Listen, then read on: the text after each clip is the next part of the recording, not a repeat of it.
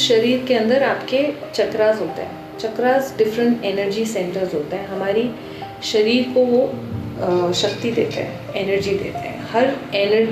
हर चीज़ की साइंस भी तो ये बोलता है, हर चीज़ की अपनी एनर्जी फील्ड है ना। तो हम भी वही बात करें कि हर चीज़ का अपना एनर्जी होता है। तो वो जो चक्रास है वो डिफरेंट ऑर्गन्स के साथ कनेक्टेड होता है। तो अगर शरीर में कोई बीमारी है, कोई भी तरह की बीमारी है, इसका मतलब ये है कि प्रॉपर एनर्जी नहीं जा रही है, पूरी तरह से शरीर में एनर्जी नहीं पास होती है। तो वो एनर्जी कैसे पास होती है? Through meditation. क्या है मेडिटेशन? को समझने के लिए हमें ये समझना पड़ेगा, meditation is a way to connect, है ना। It's a way to connect. कोई भी तरह की प्रॉब्लम, स्ट्रेस है, वरी है, right, any kind of auto immune issues, you can get a healing done, and that can help in the long run. I have seen patients in the long run, they tend to feel better, they tend to get healed with their problems, any kind of sickness. देखो ज़्यादातर आजकल problem क्या है? Stress की बहुत है। अगर मैं बोलूँ तो ज़्यादातर लोग आते हैं स्ट्रेस के लिए आ रहे हैं, ठीक है ना। स्ट्रेस हो रहा है, वर्क स्ट्रेस बढ़ रहा है, डिप्रेशन के लोग भी बहुत आते हैं, ठीक है। और दूसरा ऐसे लोग आते हैं जिनको जैसे बच्चे हैं, छोटे बच्चे, इनमें बच्चों में बहुत इफेक्टिव रहता है। इनफैक्ट एनिमल, पशुओं के लिए भी बहुत इफेक्टिव रहता है। रिलेशनशिप इश्यूज है, रिलेशनशिप में नहीं रहना है, ऐसे लोग भी आते हैं। रहना भी है, नहीं भी रहना है, समझ नहीं आ रहा है, बता दीजिए। देखो, हम कोई ऐसा काम नहीं करते जहाँ हम किसी को ऐसे स्टॉप करें। हम बोलते हैं कि ठीक है, हम क्या कर सकते हैं, उनके अंदर का जो फियर है या डाउट है वो निकाल सकते हैं। एक इंसान अगर फूल जो है वो, उसको अगर राइट इन्वायरमेंट मिले, राइट न्यूट्रिएंट्स मिले, तो वो बहुत अच्छे से खिलता है। वैसे ही एक इंसान को जब प्रेम मिले तो बहुत अच्छे से खिलेगा। तो ऐसे टाइम पे बहुत ज़रूरी है कि हम उस जो भी मुश्किल से जूझ रहा है उन्हें प्रेम दें, उन्हें सपोर्ट दें और उनको हौसला दें, तभी वो अच्छे से पूरी तरह से हील होने लग जाता है। जो जितना जल्दी ठीक होना चाहता है ना, वो ठीक हो जाता है।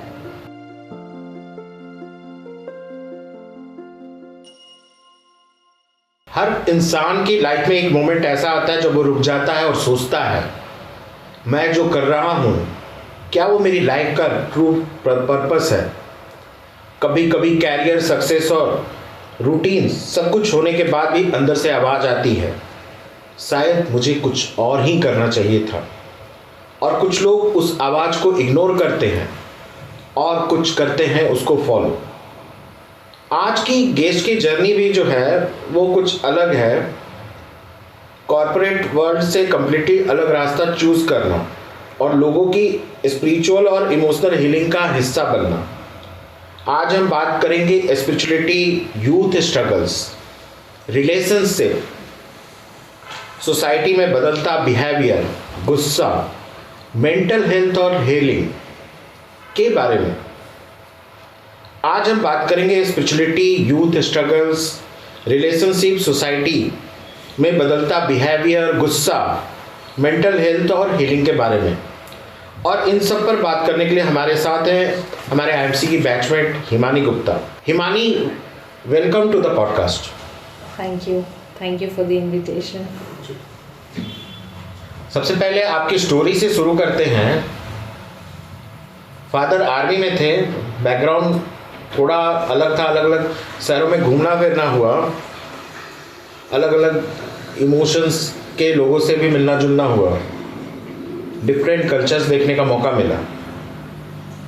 ऐसा इन्वायरमेंट जो है किसी की पर्सनालिटी को किस तरीके से डेवलप करता है? देखिए, पहला जो डेवलपमेंट होता है अडेप्टेबिलिटी का होता है। आप एक जगह मैक्सिमम 3 साल रहते हैं, फिर आप इधर से उधर चलते रहते हैं। तो जहाँ मैं पैदा हुई वो एक जगह थी, जहाँ मुझे ब्रिंगअप किया वो एक जगह थी, फिर डिफरेंट शहरों में, डिफरेंट स्कूल्स में। तो एक अडेप्टेबिलिटी, आप अडेप्ट करना सीख लेते हैं और आप डिफरेंट कल्चर्स के साथ कनेक्ट होते हैं। आप कभी मेरा जो रूट्स हैं वो हिमाचल से है, बट मैं हिमाचल में डलहौजी में रही हूँ करीबन 6.5 साल करीबन। पर उसके अलावा मैं गुजरात में रही हूँ, तो आप थोड़ा थोड़ा चीज़ें समझने लग जाते हैं, कल्चर्स को, लोगों से कैसे बात करना है, कैसे कैसे रहना है, तो आप वो बहुत जल्दी सीख लेते हैं। कभी आपको एडजस्टमेंट में प्रॉब्लम नहीं होता है, आप अडेप्ट कर लेते हैं चीज़ों को। तो मेरा सबसे बड़ा जो मेरे डैड के प्रोफेशन की वजह से जो मैंने सीखा वो अडेप्टेबिलिटी सीखा है, कि कैसे अडेप्ट करना है डिफरेंट सिचुएशंस। चाइल्डहुड का एक्सपीरियंस कैसा था? चाइल्डहुड का एक्सपीरियंस मेरा काफ़ी इंटरेस्टिंग था। Most of the time parents, मेरे फादर नहीं रहते थे, मेरी मॉम ने ही हमारे को अच्छे से देखा, सब करा। तो आर्मी एक बहुत स्ट्रॉन्ग कम्युनिटी है, बहुत स्ट्रॉन्ग। तो क्या होता था, किसी के भी फादर आते थे तो सभी बच्चों को वो ले जाते थे। तो मेरे भी फादर अगर आ रहे हैं छुट्टी, वो फील्ड एरिया में हैं, ज़्यादातर JNK में रहते थे, तो वहाँ से आते थे। तो सारे जो बच्चे थे कैंट के, उनको हम सब लेके जाते थे, वो कभी यहाँ कभी उधर। तो अगर आप छोटी जगहों पे हो तो वहाँ पे एक ही जगह होती है जहाँ आप घूमने जा सकते हो, तो वो लेके जाते थे। तो एक सेंस ऑफ कनेक्शन, एक सेंस ऑफ, बिकॉज आप अपनी रूट से कनेक्टेड नहीं रहते।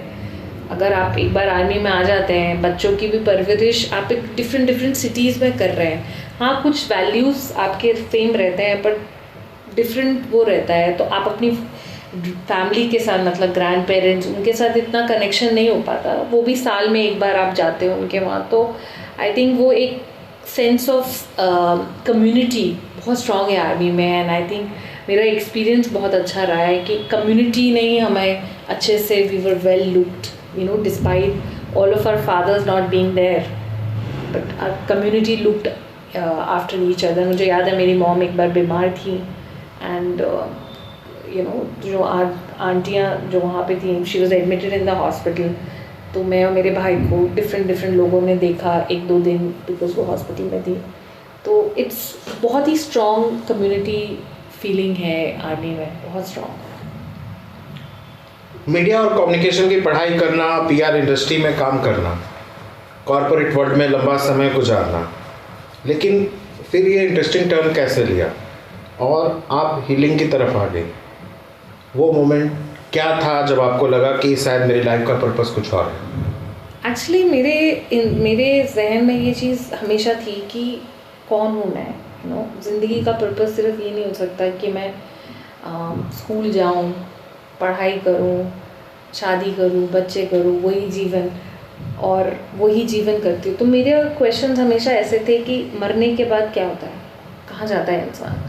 सो ऐसा नहीं है कि मेरी लाइफ में बहुत इमीडिएट मैंने डेथ एक्सपीरियंस करी है, बट हाँ, मैं सोचती थी ऐसे बारे में बहुत छोटी सी उम्र में।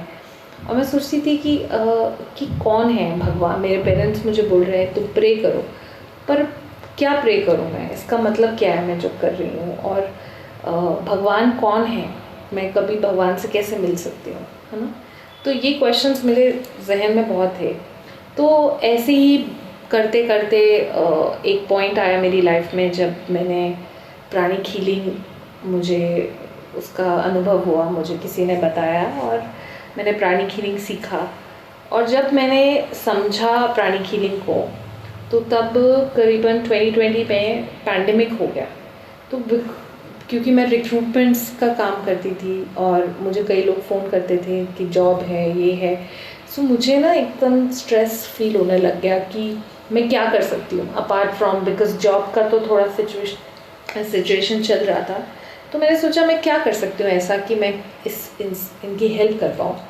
तो उस दौरान मैंने प्राणिक हीलिंग सीखा हुआ था, मैंने लोगों को उसका बताया और हीलिंग शुरू करा, और उससे मुझे रियलाइज़ हुआ कि मुझे हेल्प करना हमेशा से पसंद था। अब मेरा जीवन का पर्पस ये है जिसके थ्रू मैं दूसरों को हेल्प कर सकती हूँ। तो वो जो मेरा थॉट प्रोसेस था उसने मुझे शिफ्ट करा कि अब मैं यही करूँगी, बिकॉज़ लोगों को हेल्प मिल रहा था। कई लोगों को वो लोग अगर इमोशनल प्रॉब्लम से जूझ रहे थे, उनको they started to feel better, stress, they started to feel less stressed about life। और एक तरह का जो मैंने बचपन में महसूस किया है, बिना अपने फादर के कितने साल रहे, तो वो जो उनको एक्सपीरियंस हो रहा था, I was able to give them through pranic healing, and I felt that was the turning point, and I realise कि यही मैं करना चाहती हूँ ज़िंदगी में, इसी से मैं दूसरों की हेल्प करना चाहती हूँ, ये मेरा पर्पस है, you know, to give hope to people, to give strength to people through pranic healing. Pranic healing, अगर कोई आम आदमी अगर ये समझना चाहे कि प्राणिक हीलिंग क्या है, और दूसरा कि मतलब ये होता क्या है, प्राणिक हीलर्स कौन बनते हैं, क्या है ये पूरा? देखो, प्राणिक हीलर्स तो कोई भी बन सकता है। प्राणिक हीलिंग सीखने के लिए आपको 16 साल से अबव होना चाहिए, कोई भी सीख सकता है, एनीबॉडी कैन लर्न। इसमें क्या गुरु होते हैं? हाँ, गुरु होते हैं। हमारे भी टीचर हैं, ग्रैंड मास्टर चो फॉक्सुई उनका नाम है। He is from Philippines, Chinese from Philippines.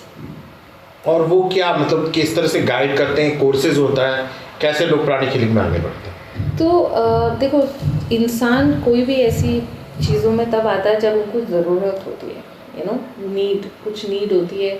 तो मेरी लाइफ में मेरे ग्रैंडफादर बीमार थे, उनको कैंसर था। तो जब उनको कैंसर डिटेक्ट हुआ तो हमें मेरे फादर एक डॉक्टर भी हैं, मेडिकल डॉक्टर हैं। तो उस दौरान हुआ ये कि मुझे इन सब चीज़ों के बारे में नहीं पता था, और मैंने उनकी जर्नी पूरी देखी है, from the time he was detected from cancer, from the time he passed away. तो एलोपैथी ही पूरा टाइम उनका वही ट्रीटमेंट चलता था एलोपैथी का। पर वो पूरा 1 साल जो मैंने उनको देखा है, तो मैंने सोचा कि यार कुछ क्या कर सकते हैं और क्या कर सकते हैं, पर मुझे कुछ कॉन्क्रीट नहीं मिल रहा था। उनके पास होने के बाद जब मैं बॉम्बे गई, मेरी एक दोस्त ने मुझे प्राणिक हीलिंग के बारे में बताया। उसने कहा कि मुझे मोच लगी थी, मैंने अपनी क्लीन करा और उससे ऊर्जा दी और मेरा मोच ठीक हो गया। आप भी यही बात कर रहे थे? आप अपना बता रहे थे, उसने भी। तो मैंने सोचा अच्छा, मतलब ऐसा हो सकता है। तो मैंने उस टाइम ये बात सोची कि जो मैं अपने ग्रैंडफादर के लिए नहीं कर पाई, ऐसे कई लोग सफ़र कर रहे होंगे ज़िंदगी में जो कोई ना कोई प्रॉब्लम से जूझ रहे होंगे। अगर मैं उनकी हेल्प कर सकूं किसी वजह से, किसी तरह, तो मेरे लिए वो मेरी जीवन का उद्देश्य रहेगा। मुझे लगेगा कि मैंने अपना पर्पस फुलफ़िल कर दिया है। तो जब मैंने देखा जब मैंने प्राणिक हीलिंग करना शुरू किया, तो मैंने देखा कि धीरे धीरे लोगों का जो स्ट्रेस है वो थोड़ा कम हो रहा है। तो उससे मुझे एक इंस्पिरेशन मिला कि this is where the path is.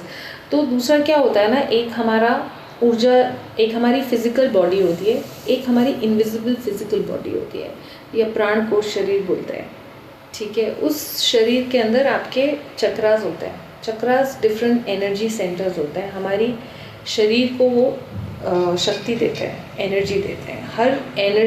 हर चीज़ की साइंस भी तो ये बोलता है, हर चीज़ की अपनी एनर्जी फील्ड है ना। तो हम भी वही बात करें कि हर चीज़ का अपना एनर्जी होता है। तो वो जो चक्रास है वो डिफरेंट ऑर्गन्स के साथ कनेक्टेड होता है।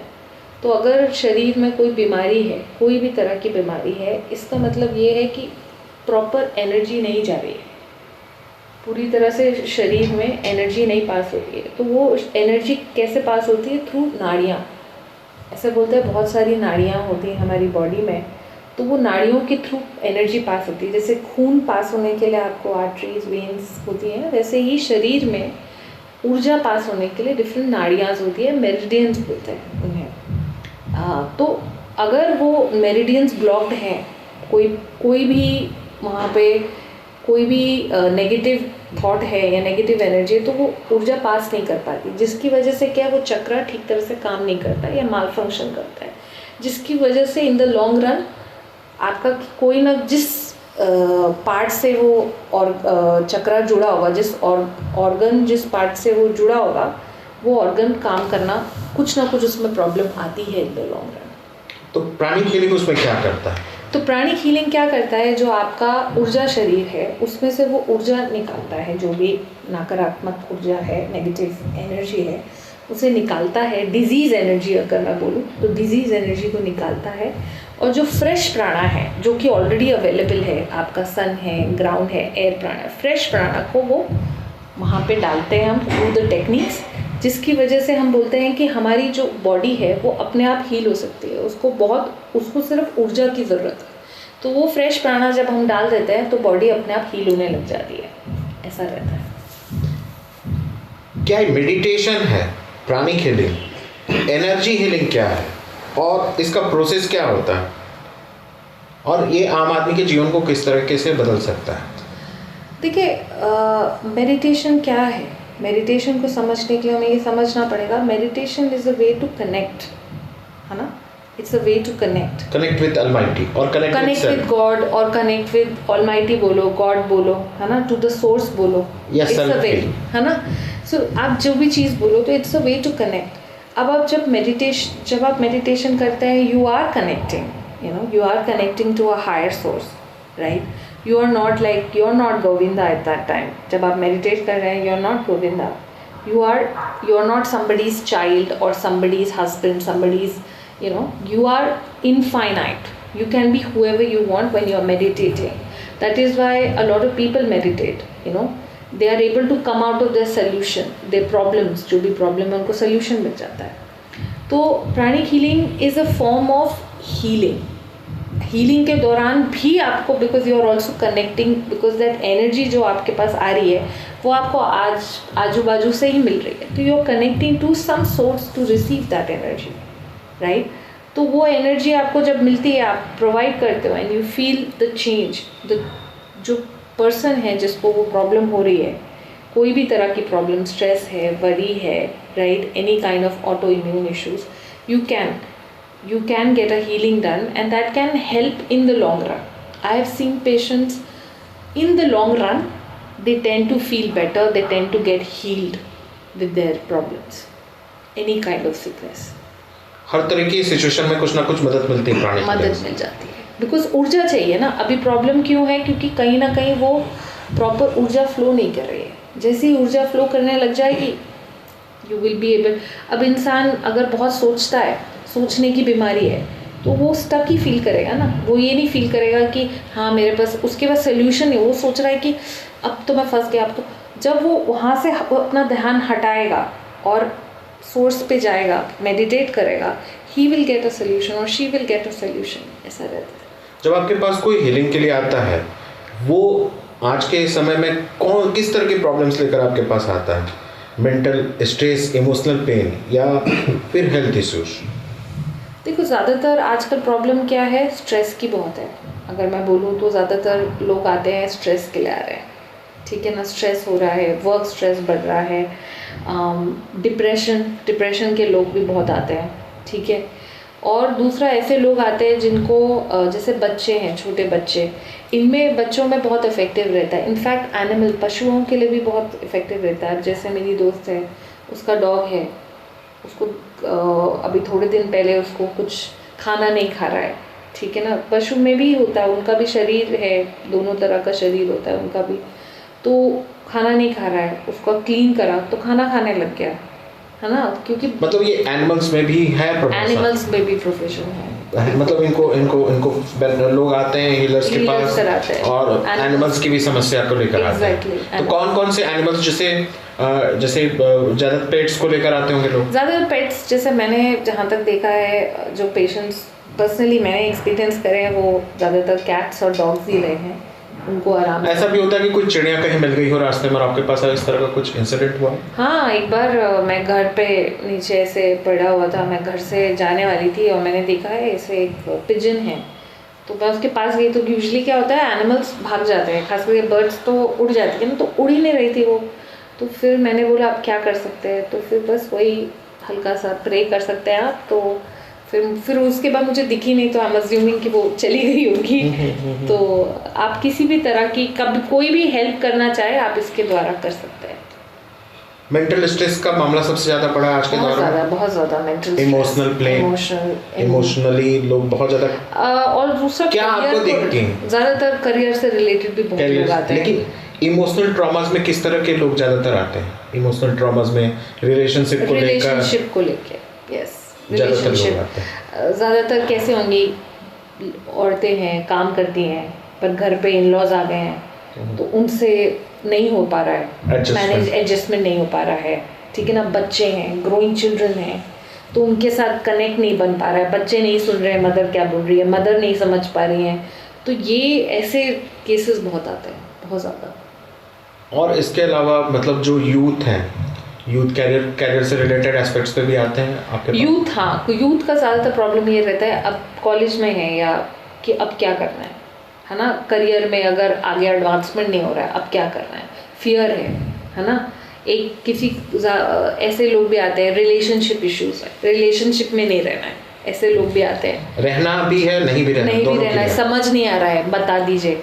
देखो, हम कोई ऐसा काम नहीं करते जहाँ हम किसी को ऐसे स्टॉप करें। हम बोलते हैं कि ठीक है, हम क्या कर सकते हैं, उनके अंदर का जो फियर है या डाउट है वो निकाल सकते हैं, ठीक है, वो रिमूव कर सकते हैं थ्रू प्राणिक साइकोथेरेपी।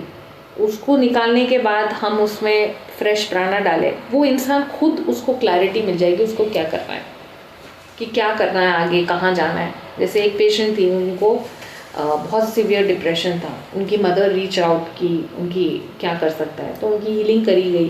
तो करीबन काफ़ी महीने लगे, 7-8 महीने, और 7-8 महीने के बाद उनकी नौकरी लग गई और फिर अभी वो ठीक है। तो क्या है ना, उनको क्या था कि उनको समझ नहीं आ रहा था ज़िंदगी में करना क्या है उनको, क्योंकि वो बहुत अच्छी पढ़ाई में काफ़ी अच्छी थी। तो जैसे ही उनकी जॉब लगी उनको एक पर्पस मिल गया। तो जब वो अब ऑफिस जाने लग गई, जब उनके ऑफिस वालों ने देखा कि हाँ वो अच्छा काम कर रही हैं, कंट्रीब्यूट कर रही हैं, उनको अप्रिसिएशन मिला, and she started feeling better. 1000 से ज़्यादा लोगों के साथ आप काम कर चुकी हैं, कोई ऐसा एक्सपीरियंस या स्टोरी जिसने आपको पर्सनली बहुत टच किया? ऐसे तो बहुत कहानी है जैसे फिर भी जो इंस्पिरेशन हो या लोगों तक जाए तो कहीं ना कहीं वो अपने जीवन का हिस्सा बनाना चाहे। सोचना पड़ेगा मुझे। ऐसे बहुत कहानियाँ हैं जहाँ not just me, but I think many pranic healers would be a testament to say that that person's life improved. Nobility से भी इसको जोड़ सकते हैं, और आपके अपने प्राणिक हीलर के तौर पे जो आपका एक्सपीरियंस रहा। हाँ, मैं बस सोच रही हूँ कि कहाँ से शुरू करूँ। बहुत सारे ऐसे केस, जैसे एक पेशेंट, मैं उनका कहानी बताती हूँ। वो पेशेंट आए थे, उनको ना अंधेरा होते ही उनको घबराहट होने लग जाती थी, बहुत घबराहट होती थी उनको। बोलते थे कि बेचैनी सी हो रही है, घबराहट सी हो रही है। तो जब मैं पहली बार उनके घर गई, मेरे मित्र के हस्बैंड है, तो वो घबराए से थे। तो मैंने बोला क्यों, क्या हो रहा है, क्या चल रहा है। फिर उन्होंने फिर हीलिंग शुरू किया, उनका समझा कि क्या चल रहा है। फिर उन्होंने अपना बैकग्राउंड बताया, बचपन में क्या क्या हुआ है ना उनके। तो फिर धीरे धीरे समझ के उनको हमने मेडिटेशन कराना शुरू करा, ग्रैटिट्यूड सिखाया कि ग्रैटिट्यूड करना सीखें। और ऐसा हुआ कि करीबन 1 साल लगा। उन्होंने स्मोक करते थे, उन्होंने स्मोक भी छोड़ दिया, स्मोकिंग करना छोड़ दिया। और वो उनका जो एटीट्यूड था, वो जो घबराहट होती थी, वो एक्चुअली वो एप्पल का वॉच पहनते हैं ना, तो उसमें पूरा हार्ट बीट सब पता चल। तो उस दौरान बहुत ऐसे खबरें आ रही थी कि यंग एज में ही हार्ट अटैक आ रहा है, ये सब। तो उनको वो चीज़ें अफेक्ट कर रही थी। वो थॉट फॉर्म्स जो हैं डेथ के, वो उनको अफेक्ट कर रहे थे, क्योंकि उनके आजू बाजू न्यूज़ में हर जगह चल रहा था कि कुछ लोगों की, युवाओं की डेथ हो रही थी। तो उनको समझ नहीं आ रहा था, तो उन्होंने तब करके एप्पल वॉच पहन ली। और उसे देख देख के उनको और लगे, हाँ, जैसे ही उनका क्या बोलते हैं, पल्स रेट लो होने लगी, तो उनको लगा कुछ होने वाला है, या कुछ ऐसे चीज़ें होने लगी। तो फिर जब उनका हुआ 8-9 महीने बाद, तो वो ट्रांसफॉर्मेशन मुझे बहुत अच्छा लगा, जब उन्होंने बोला कि मैंने स्मोकिंग भी छोड़ दी है, मतलब मुझे नहीं लगता कि अब मुझे स्मोक करना है। और उन्होंने मेडिटेशन को अपनाया, और अब आज उनका चैनल भी है। मैं चैनल का नाम भूल चुकी हूँ, बट मैं आपको बताऊँगी देख के। उनका आज चैनल भी है, वो चैनल चलाते हैं अपना। और उनको देख के, क्योंकि उनको देख के मुझे ऐसा लगता है, क्या मतलब, वो जब इंसान आए थे, जो कॉन्फिडेंस था और अब में बहुत फ़र्क है।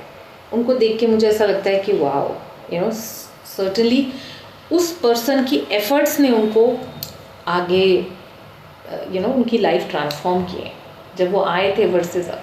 तो देखो, हमारा तो 20% काम है, हम तो प्रोटोकॉल फॉलो करते हैं। Pranic healing has a cookbook approach, तो हम तो सिर्फ वो फॉलो करते हैं, ठीक है। बाकी एफर्ट्स तो आपको भी डालने हैं ना। तो उन्होंने एफर्ट्स डाले, उनकी life transform. That really, when I look at them and I am like wow, thank you, वो इंस्पायर करते हैं अब मुझे। एक और हिमानी एक सवाल है आता है मन में, what is importance of gratitude and prayer in our life? देखो, ग्रैटिट्यूड एंड प्रेयर बहुत ज़रूरी है ज़िंदगी में।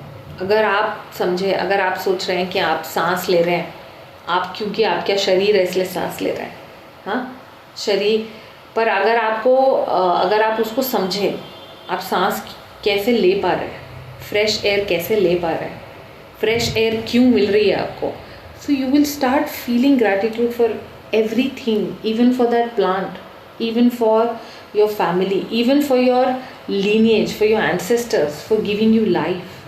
आज आप जो हैं, जो आप करने आए हैं, जो आप करने जा रहे हैं, जो आप करना चाहते हैं, आप जब उसे समझने लगेंगे तो आप everything in your life, including जिन्होंने आपके साथ अच्छा व्यवहार भी नहीं करा, आप उनके भी ग्रैटिट्यूड फील करेंगे अपने दिल में, क्योंकि आपको समझ आएगा कि शायद आज वो मुझे धोखा नहीं देता, या शायद अगर वो मुझसे ऐसे बदतमीज़ी से बात नहीं करता, मैं आज यहाँ नहीं होता और मैं आज इस चीज़ को नहीं फॉलो कर रहा होता, या आज मैं इस चीज़ को नहीं बता रहा होता। तो आपके अंदर वो ऑटोमेटिक ग्रैटिट्यूड फील होगा। और डिप्रेशन का हल, one of the solution for depression is gratitude. Gratitude किसके प्रति? उनके प्रति, ईश्वर के प्रति, या जिन्होंने आपके साथ सही तरीके से बर्ताव नहीं किया जब आप परेशान थे, किसके प्रति ग्रैटिट्यूड होना? देखिए, gratitude starts with your self first. आप अपने लिए पहले ग्रैटिट्यूड शुरू करें। जब आप अपने लिए ग्रैटिट्यूड करना शुरू करेंगे, फिर आप धीरे धीरे यू कैन। क्या भाव होना चाहिए जब खुद के प्रति ग्रैटिट्यूड अगर हमें प्रकट करना, किस तरह के इमोशंस होने चाहिए? क्या मन में होना चाहिए? आप सबसे पहले उठे, आप उठ पाए, आपको अच्छे 6 घंटे, 5 घंटे, 7 घंटे, जितने घंटे की नींद मिली ना, तो अपने लिए thank you for the sleep, right. आप सो के उठे, ठीक है, आप सब कर पा रहे हैं, काम कर पा रहे हैं, बॉडी आपकी परफेक्ट है, कोई फेस उड़ ख़राब नहीं है, सब कुछ ठीक है, तो thank you for your body parts, है ना। तो आप ऐसे ऐसे धीरे धीरे अपने बॉडी पार्ट्स को पहले थैंक यू करें, फिर धीरे धीरे you extend up body, then you thank your parents. आजकल अगर हम देखें the kind of labour that our parents have done, so many things our parents have done, अगर हम उसका ग्रैटिट्यूड, मतलब हम क्या ही मैं बोलूँ कि हम उसको पूरी तरह से नहीं कर पाते। पेरेंट्स के, जब मेरी माँ से मेरी बात होती है तो कहती है कि गोविंदा जी, जो लोकाचार में जो बोला जाता है, वो कहती है कि भाई ऐसा है कि 9 महीने मैंने भी पेट में रखा है, मेरा भी उतना ही आप पर हिस्सेदारी है।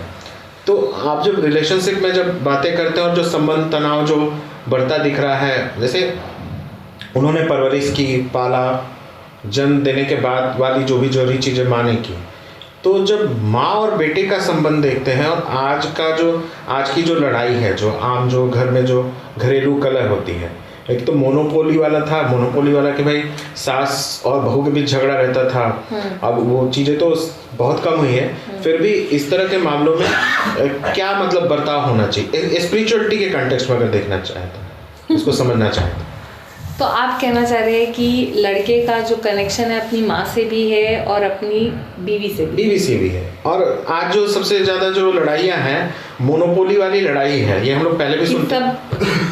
एक ही को पूरा अटेंशन चाहिए, एक को अटेंशन चाहिए, ये लोग चाहते हैं, और माँ भी अपनी हिस्सेदारी मांगती है, तो कैसे मैनेज करते हैं? और ये रिलेशनशिप की भी समस्या है, एक तरह से जो संबंध है, एग्जैक्टली अटेंशन का है, बैलेंस करने की ज़रूरत है। मैं उसमें यही बोलती हूँ, हर इंसान को सबसे पहले अपने आप को प्रेम करना सीखना पड़ेगा। जब तक वो अपने आप को प्रेम नहीं करता ना, वो किसी और से प्रेम करने नहीं कर पाएगा, वो प्रेम, ईश्वर का भी प्रेम नहीं समझ पाएगा जब तक वो अपने आप से प्रेम करना ना सीखे। ईश्वर कहाँ है हमारे? ईश्वर हर वो चीज़ है जहाँ पे आपको जो चीज़ आप में अच्छाई है वो आपके ईश्वर है। जिसने आपके लिए अच्छा किया वो आपके लिए ईश्वर का प्रतीक है। यस। और ये जो घरेलू जो परेशानी है, जो समस्या है, और इसमें भी हीलिंग काम करती है। मैं आपको बताऊं, मेरे पास एक लेडी आई थी, उनकी डॉटर इन लॉ वो थोड़ा ऐसा बिहेव कर रही थी, कुछ ऐसा बिहेव कर रही थी जैसे हस्बैंड के साथ, मतलब वो हस्बैंड का अटेंशन चाहती थी। तो उनकी मदर इन लॉ मेरे पास आई कि आप उनकी हीलिंग करो कि may be she is going through something. And फिर शी स्टार्टेड, उनकी हीलिंग शुरू करी, not for anything to connect but to heal the family relations. And फिर वो लड़की जो है, सुनने में यही आया कि वो बात करने लग गई, क्योंकि उनका बच्चा भी हुआ था उस दौरान। क्योंकि बच्चा होने के बाद एक औरत का जो थॉट प्रोसेस है काफ़ी चेंज हो जाता है। कई औरतों को पोस्टनेटल डिप्रेशन होता है, कई लोगों को एक लोनलीनेस सा भी फील होता है। ऐसे कई केसेस होते हैं, हमारे पास आते हैं। तो उनमें से जैसे ये हैं, इन्होंने एक मदर इन लॉ ने समझा अपनी डॉटर इन लॉ का पेन, और उन्होंने बोला कि उनकी हीलिंग करें रिलेशनशिप्स की, एंड वो ठीक हो गए। मतलब वैसा उसके बाद वो आए नहीं, तो आई एम अज्यूमिंग कि वो बिल्कुल ही ठीक हो गई परमानेंटली अभी। तो ये ना पर्सन टू पर्सन डिपेंड करता है। जो जितना जल्दी ठीक होना चाहता है ना, वो ठीक हो जाता है। जिसके अंदर, जैसे एक पेशेंट है, वो उनकी हीलिंग चल रही थी और वो उस दिन ठीक हुए। उसके थोड़े दिन, मतलब उनको ना स्ट्रेस था, स्ट्रेस की वजह से बॉडी में कुछ नर्वस इशू, नर्वस ब्रेकडाउन हो रहे थे उनको, पैनिक अटैक्स आ रहे थे। तो एक दिन ठीक होते नहीं, 2 दिन फिर बीमार। तो उनसे फिर बात करी गई कि क्या हो रहा है, क्या। तो बात करके ये समझ आया कि उनका प्रॉब्लम ये है कि वो मन में ये बिठा चुकी हैं, अगर वो ठीक हो गई तो उनको फिर से ये प्रॉब्लम जो उनकी लाइफ में चल रही थी वो जूझना पड़ेगा। तो मन में बिठा ली कि मुझे ठीक ही नहीं होना है, पर हीलिंग भी करा रही थी। तो हमने उनको समझाया, देखो अगर आप ठीक नहीं होना चाहती तो हम आपको नहीं हेल्प कर सकते, आपको अपनी हेल्प खुद करनी है। अगर आप ठीक होना चाहती हैं तो हम आपकी हेल्प कर सकते हैं। तो आज वो healer personal will pay, individual के ही काम कर पाते हैं, ये माना जा सकता है इसको। देखो, विल पावर तो चाहिए, है ना। आपकी विल होनी चाहिए, will to do good, will to help. अगर इस तरह की समस्या से जूझ रहा है और प्राणिक हीलर्स के पास आ रहा है अपनी समस्या को सुलझाने के लिए, तो आप इसमें परिवार का क्या इम्पोर्टेंस समझती है? इस तरह की समस्या में, स्ट्रेस में, डिप्रेशन में, एंजाइटी की समस्या में या फैमिली इश्यूज में परिवार को किस तरह से सपोर्ट करना चाहिए इस तरह के मामले में? देखो, बहुत ज़रूरी है, बहुत ज़रूरी है। अगर आप एक इंसान, अगर फूल जो है वो, उसको अगर राइट इन्वायरमेंट मिले, राइट न्यूट्रिएंट्स मिले, तो वो बहुत अच्छे से खिलता है। वैसे ही एक इंसान को जब प्रेम मिले तो बहुत अच्छे से खिलेगा। तो ऐसे टाइम पे बहुत ज़रूरी है कि हम उस जो भी मुश्किल से जूझ रहा है उन्हें प्रेम दें, उन्हें सपोर्ट दें और उनको हौसला दें। तभी वो अच्छे से पूरी तरह से हील होने लग जाता है। जब उनमें वो हौसला मिल जाता है, जब उनको मिल जाता है कि हाँ मैं ठीक हो सकता हूँ, तो वो ठीक होने लग जाता है। ये डिपेंड करता है सर्कमस्टांसेस पे भी। सर्कमस्टांसेस पे हम उन्हें वही सिखाते हैं कि कैसे आप अपने आप के खुद के सबसे बड़े चीयर लीडर बने ना। आप सबसे पहले अपने आप को बोलें कि हाँ, ज़्यादातर ऐसे लोग आएंगे जो अपने बारे में ना जैसे बोलेंगे कि नहीं मेरे में तो ये ठीक नहीं है। 100 उनको लिखने के लिए दें कि 100 चीज़ें तुम्हारे में क्या अच्छी है, 10 चीज़ें, 20 चीज़ें लिख देंगे जो अच्छी नहीं है। जो अच्छी सोचेंगे वो हमसे पूछेंगे, अरे क्या अच्छा है मेरे में? अरे आप तो पहली बार आए, हम आपको जानते नहीं है, हमें नहीं पता, आप बताएं। लोगों को अपने बारे में पॉजिटिव ज़्यादा सोचना चाहिए, नेगेटिव एस्पेक्ट्स पे कम ध्यान देना चाहिए। देखो, नेगेटिव क्या है, नेगेटिव को आप समझे ना। पॉजिटिव एस्पेक्ट ये है कि जो आपने बिल्ड कर दिया ओवर द टाइम ना। जैसे कोई किसी का नेचर है फ्लेक्सिबल, जैसे आप है। आज मैं सुबह से आपको देख रही हूँ, ऑब्जर्व कर रही हूँ कि आप इतने फ्लेक्सिबल है। ठीक है, प्रॉब्लम पर ठीक है, फ्लेक्स आराम से आप उसे कर रहे हैं, कोई बात नहीं, ये नहीं है, कोई बात नहीं, ये कर लेते हैं। सर, फ्लेक्सिबिलिटी है ना। अब देखिए, हर किसी इंसान की फ्लेक्सिबिलिटी नहीं होती, तो फ्लेक्सिबिलिटी होना बहुत ज़रूरी है इंसान का। तो ये आपने ओवर द टाइम बिल्ड करा है। तो वैसे ही नेगेटिव क्या हो सकता है, जो इंसान जैसे हो सकता है उसके अंदर टॉलरेंस नहीं है। अभी बच्चा जब गलती करेगा, बच्चा अगर मतलब बच्चे से कप तोड़ गया, उसको नहीं पता ना कि ये इसको ऐसे गिरेगा तो ये टूट जाएगा, उसे नहीं पता है। वैसे ही इंसान भी वैसे होता है, उन्हें नहीं पता है, उस चीज़ का एक्सपीरियंस नहीं है कि ऐसा होने से क्या होगा। वो अपने इमोशंस, अपने थॉट्स, अपनी ज़िंदगी में अपने आप चल रहा है। तो ना नेगेटिव थॉट क्या है, वो हम बचपन से अगर सुने आ रहे हैं। जैसे किसी को बोला गया है कि तुम्हें पतला होना है, तुम मोटे क्यों हो, तुम्हें पतला होना है, ये पतला होके ही तुम फिट रहोगे, वो ही फिट है ना। तो वो बंदा जब वो बड़े होने लग जाते हैं उनको लगता है कि पतले ही होना है, तो वो खाना नहीं खाएंगे, ये नहीं करेंगे, तो वो थॉट है, नेगेटिव थॉट है ना।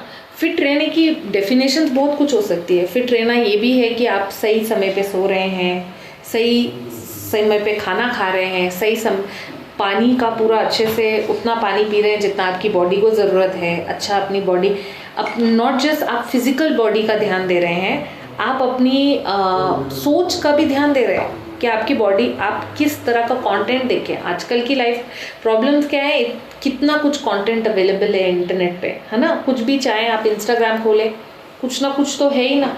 आप किस तरह का कंटेंट कंज्यूम कर रहे हैं वो भी मायने रखता है, राइट। अगर आप कुछ ऐसा कंटेंट दे रहे हैं जो आपके माइंड को इम्पैक्ट कर रहा है तो वो सही नहीं है ना, नेगेटिवली इम्पैक्ट कर रहा है, आपको उससे डिप्रेशन फील हो रहा है या आपको शेम फील हो रहा है उसको देख के, तो वो कंटेंट आपके लिए सही नहीं है। You have to go toward some content which makes you feel confident, आपको देख के लगे कि हाँ ये मैं भी कर सकती हूँ, हाँ ये इन्होंने करा, ये मुझे हौसला दे रही है, मैं कर सकती हूँ, यू नो, मैं भी ऐसा बोल सकती हूँ, या मैं भी ऐसा, जैसे आपका जो चैनल है, आप कितने यूथ को या कितने लोगों को जो आपसे जुड़े हैं, ये जो आपसे जुड़ेंगे, ये तो हमेशा रहेगा ना कंटेंट, तो कितने लोगों को आप इस अपने द्वारा हौसला देंगे, इंस्पिरेशन रहेंगे। जिस तरह के लोग आप बुलाते हो, कल को वो फ्यूचर में जो भी लोग आपके पॉडकास्ट को सुनेंगे तो सब इंस्पायर होंगे कि हाँ इन्होंने ये पॉडकास्ट में ये बोला था, यू नो। तो एक जो हीलर, कोई जो जिसके पास जो चीज़ें रहती हैं वो दूसरों को देता है। अगर आपके पास एंथुसियाज्म है, आपके पास उत्साह है, तो वो आप दूसरों को दे पाएंगे। अगर आपके पास पॉजिटिविटी है तो आप वो दूसरों को दे पाएंगे। जो चीज़ें आपके पास हैं वही आप दूसरों के जीवन में भी भर सकते हैं। तो कैसे लोगों का जीवन जो है वो एक हीलर के तौर पे किस तरह लोग आगे बढ़ सकते हैं, क्या उसकी प्रक्रिया होती है, और आपके जो गुरु मेंटर हैं आपको किस तरह से उन्होंने इंस्पायर किया इस पद पे आगे बढ़ने में, एक बार मुझे इस पे बताइए। ओके, सो मेरे गुरु ने मुझे इंस्पायर करा टू ट्रांसफॉर्म, अपने आप को ट्रांसफॉर्म करना, खुद को। कि गुरु ने आपको किस तरह की एडवाइस दी जो आप अभी भी अपने लाइफ में फॉलो करती हैं और प्रैक्टिस करती हैं, और जिनके साथ आपने जीवन में आगे बढ़ने का रास्ता चुना? मुझे लगता है सबसे, जब भी मैं मुश्किल में होती हूँ या जब भी मुझे कोई तरह का कठिनाई होती है, तो मेरा पहला जो वर्ड जो मुझे बार बार अंदर ही सुनने में आता है अपने आप को, कि evolution implies time, process and mistakes. अगर मैंने खुद गलती करी है या कोई इंसान गलती कर रहा है, तो मुझे ये समझ करती हूँ मैं, या ये समझती हूँ कि हर इंसान को बढ़ने के लिए गलती करता ही है इंसान, तभी तो वो बढ़ेगा, तभी तो उसको समझ आएगा कि हाँ ऐसा नहीं करना है। तो ये जो मेरी गुरु की बात है, evolution implies time, process and mistakes, मुझे बहुत हेल्प करता है to accept myself and to accept the other person. कई बार क्या होता है, जब आपको पता चल रहा है कि ये आपके फैमिली है या फ्रेंड्स हैं, आपको पता है कि वो ऐसा करेंगे तो ऐसा होगा, और वो सुनने के उसमें नहीं है, उस टाइम पे आपको ये समझने की बहुत ज़रूरत है कि उनको सीखने के लिए या उनको ग्रो अप करने के लिए ये गलती करना उनके लिए ज़रूरी है, तभी वो आगे ग्रो कर पाएंगे। तो आप जितनी भी कोशिश करें उन्हें समझाने की या करने की, वो अभी नहीं सुनेंगे। तो आप ये समझे कि उनकी ट्रांसफॉर्मेशन के लिए वो ज़रूरी है। तो ये चीज़ एक्सेप्ट करना रियली, ये जब भी मैं लाइफ में प्रॉब्लम होती तो मैं यही अपने आप को बता रही होती हूँ, और ये मुझे एक सेंस ऑफ कामनेस देता है। आज का यूथ जो है एक अलग तरह के फेज में है, अपॉर्चुनिटीज़ बहुत है लेकिन कंफ्यूजन भी बहुत होती है। आपको क्या लगता है आज के यूथ जो हैं इमोशनली किस तरह का स्ट्रगल कर रहे हैं, उनकी इमोशनल स्ट्रगल किस तरह की है? People pleasing. इसका मतलब क्या है? जैसे वो हर किसी को प्लीज़ करना चाहते हैं, उनको इंस्टेंट वो चाहिए, अरे लाइक्स नहीं आ रहे, है ना, वो मुझसे बात नहीं कर रही, दोस्त मुझसे बात नहीं कर रही, है ना, मेरे पेरेंट्स मेरे पेरेंट्स एक्सपेक्ट करते हैं मैं ये अचीव करूँ, मैं वो नहीं कर पा रही, तो they want to please everybody. तो ऐसे नहीं हो पाता। प्रॉब्लम वही है, वो अपने सबकी एक्सपेक्टेशंस फुलफिल करना चाहते हैं, जिसकी वजह से उनको प्रॉब्लम होती है। और ये कौन सा एज ग्रुप है, 18 से 25 वाला? हाँ, ये पूरा वही ग्रुप है 18 से 25। ये क्या है ना, आपका सोशल मीडिया भी इज़ रिस्पॉन्सिबल फॉर दिस। वो आपका एक, आप देखें, मैं कितने ऐसे लोगों को जानती हूँ जो सोशल मीडिया में कुछ दिखाते हैं पर कितनी सच्चाई है। आप उनकी लाइफ का 1% चीज़ देख रही हैं, शायद वो 0% उनकी लाइफ आप सोशल मीडिया में देख रहे हैं, बाकी लाइफ का क्या। कोई कितने कम लोग हैं जो अपनी स्ट्रगल्स बताते हैं कि कैसे वो ओवरकम कर रहे हैं उन स्ट्रगल्स को, या क्या वो कर रहे हैं। पर कई लोग अपनी प्रोफाइल ऐसे दिखाते हैं जैसे this is so easy and मेरी लाइफ कितनी अच्छी है, ऐसा है वैसा है, आप ये करोगे आपको ये मिलेगा। तो वो यूथ उससे इंस्पायर होता है, उसको लगता है अरे ये तो बहुत ही वो उसको मेंटर बना देता है, आइडियल बनाता है। तो ऐसे कई लोगों को कंट्रोवर्सी भी हुई ना, कई ऐसे लोगों की मैं नाम नहीं लेना चाहूँगी, तो सडनली दे आर लाइक अरे ये क्या हुआ, जैसे एक हीरो है, अभी बम्बई में घटना हुई और सब लोग उनके पक्ष में खड़े हो गए, डोनेशन देने लगे और मतलब उसको उन्होंने इंस्पायर्ड हो गए उससे कि हमको हीरो बनना है, और उसके लिए लगातार काम कर रहे। यूथ भी कहीं डिलेमा में फंस जा रहे हैं कि है ना, उनको डिलेमा, उनको एक तो आइडेंटिटी क्राइसिस बहुत है कि कौन हूँ मैं, क्या है मेरा, है ना। उनको लगता नहीं मुझे ये बनना है, ये इंसान बनना है। अब उन्होंने अगर ऐसे हीरोज़ चुने होंगे जो जो ओवरऑल मे बी परफेक्ट ना हो उनके लिए, तो उनको प्रॉब्लम तो है ना। उनकी लाइफ में अभी वो इंस्पिरेशन फिगर नहीं है। इंस्पिरेशन फिगर क्रिमिनल्स भी हो सकते हैं। जैसे कभी स्टोरी आई कि जो कनाडा में जो गैंग्स हैं, बड़े गैंग्स जो है, वो सोशल मीडिया के टूल्स के थ्रू रीच आउट कर रहे हैं दिल्ली के यूथ्स को। इसमें जो है मतलब ये पब्लिश्ड खबर है, जब हम ये दर्शकों को अपने दिखाएंगे तो इससे रिलेटेड न्यूज़ क्लिप्स भी मैं शेयर कर दूंगा। तो कैसे बचाएं पेरेंट्स और हीलर्स इस तरह के एस्पेक्ट्स में, इस तरह के अगर पेरेंट्स अगर सुन रहे हो हमारी पॉडकास्ट को, तो कैसे हीलर्स इसमें मदद कर सकते हैं। जो प्रतीक होता है, जो सिंबल होता है, जो आइडियल होता है, आइडियल महापुरुष हो सकते हैं, आपके गुरु हो सकते हैं, मेरे गुरु भी हो सकते हैं, विवेकानंद, स्वामी विवेकानंद हो सकते हैं, जीसस क्राइस्ट भी हो सकते हैं, कोई भी हो सकते हैं। लेकिन अगर कोई किसी पेरेंट्स को ऐसा लग रहा है कि उसका जो बच्चा है सही राह में नहीं है और वो आइडियल, तो हीलर्स उसमें क्या मदद कर सकते हैं? देखिए, मैं अपनी ज़िंदगी के बारे में बोलूँ, अगर कोई ऐसा इंसान आया है जो ज़िंदगी में विचलित है, नाखुश है, या उसकी ज़िंदगी में कोई ऐसी चीज़ से वो जूझ रहा है जो उसको अपने पाथ से अलग कर रहा है, तो मैं उन इंसान को ट्विन हार्ट मेडिटेशन सिखाती हूँ, बताती हूँ कि ये ट्विन हार्ट मेडिटेशन है। अब ये मेडिटेशन है क्या, जो मैं आपको बताऊँ कि मेडिटेशन बहुत ही पावरफुल टेक्निक है। ये आपके 2 चक्रास पे काम करते हैं, एक हार्ट चक्र, एक क्राउन चक्र। ठीक है, ये हार्ट चक्र हृदय, हाँ, क्राउन मतलब हेड फ्रॉम ओवर, क्राउन सहस्रारा चक्र बोलते हैं, हाँ। तो ये 2 चक्र पे फोकस करता है। अब ये चक्र पे फोकस करके हम अर्थ को ब्लेस करते हैं, ठीक है, ग्लोब को, पूरा अर्थ को ब्लेस करते हैं। जब हम ब्लेस करते हैं तो जो ऊर्जा हम दे रहे हैं वो प्रेम की दे रहे हैं, जो हम बोलते हैं कि God thank you for blessing the earth with love, with piece, with harmony. अब आज ही सुबह मैं देख रही थी कि थाईलैंड में 5000 बच्चों ने, करीबन मतलब 5000 या 70,000 बच्चों ने, या 5000 स्कूल के बच्चों ने वहाँ पे मेडिटेट करा फॉर वर्ल्ड पीस। अगर हम सब एकजुट करके अगर वो भी उनको मेडिटेशन सिखाए तो it is possible in the long run उनका जो प्रॉब्लम है, उनका जो पाथ से डाइवर्जन है वो ठीक होने लग जाए, वो अपने सही पाथ में चले जाए। तो मैंने देखा है जैसे किसी का मन विचलित रहता है तो अगर वो मेडिटेशन करते हैं, खास करके ट्विन हार्ट मेडिटेशन, तो वो उनको वो मार्ग दिखाता है, सही मार्ग दिखाता है ट्विन हार्ट मेडिटेशन। क्योंकि हम क्या कर रहे हैं, हम हर उस इंसान को ब्लेस कर रहे हैं मेडिटेशन के दौरान जिसको हम जानते भी नहीं हैं, है ना। आप कितने लोग हैं पृथ्वी में आप कितने लोगों को जानते होंगे ना, पूरी पृथ्वी को तो नहीं जानते। तो जब हम ये मेडिटेशन करके ब्लेस करते हैं तो आपका एक कनेक्ट बनता है उन सभी लोगों के साथ जिनको आप जानते भी नहीं हैं। तो कई बार आप देखेंगे, आप कहीं जा रहे हैं, कोई अनजान व्यक्ति आके आपको हेल्प कर देगा। ऐसे कैसे? क्योंकि आपने वो ऊर्जा दी है ना धरती में, एक टू ब्लेस धरती with loving energies, with understanding energies.